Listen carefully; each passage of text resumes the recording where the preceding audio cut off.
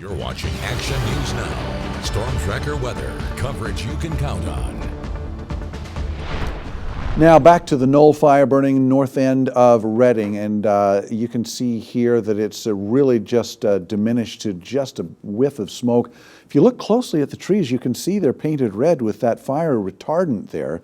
The Shasta County Sheriff's Office says this fire is in the area of Knoll Lane and Oasis Road, but evacuation order for zone COR 128, that has been reduced to a warning. So thank goodness for that. But Howie, we're not done with fire danger, are we? Now, this is going to be the first of many of our scares. Unfortunately, our conditions are degrading, and that's going to continue into Sunday before we get a little bit of recovery in terms of the environment being safer for fire conditions. But yeah, we saw the winds take a turn for the worse today as we're seeing gusts between 25 and 30 miles per hour, and we're going to see a steady dose of those until about Sunday morning, Sunday afternoon when they start to weaken. And west of I-5, we could see winds potentially gusting up to 40 miles per hour. Here's our wind gusts right here. This is Saturday. You're still seeing a good supply of 25 and 30s. Let's move into Sunday.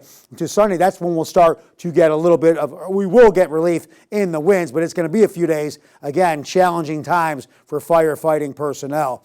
Potentially. Here's what we have now. Overnight, cooling down into the 50s for the valley. That's on the cool side for us.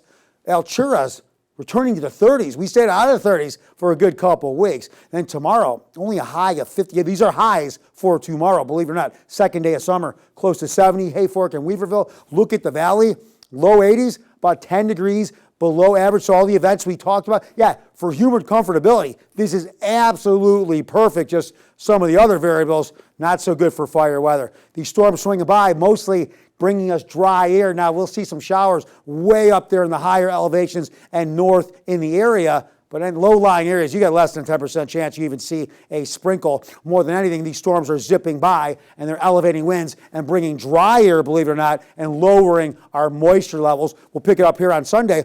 Eventually, these storms will exit the area. Well, what does that mean? Yeah, today is the first day of summer. Tomorrow's the second day. I know the first 3 days, you won't think it's summer, but a couple of days from now, we are going to start to see high pressure moving back in and warming us. But for now, we have the cooler air, high pressure moved off. We have that delta breeze pushing up, keeping our temperatures below average by at least 10 degrees. And then you add in the storms moving through with the winds and the dry air. Yeah, we have red flag warnings Saturday and into Sunday. But as the winds start to go down on Sunday, because storms will pull away, high pressure will move in and it'll start to balance out the pressure. We'll see less wind, and that will be a positive thing for the environment. We don't like the winds around here. Those are usually the most destructive variable for the most part. But a chilly Saturday, second day of summer. Now, I'm saying chilly, but 81 does feel chilly after seeing 104 2 days ago. But we do warm back up into the 90s and even possibly 100 up there in Reading next week. And that'll remind us that it is summer, even though some of these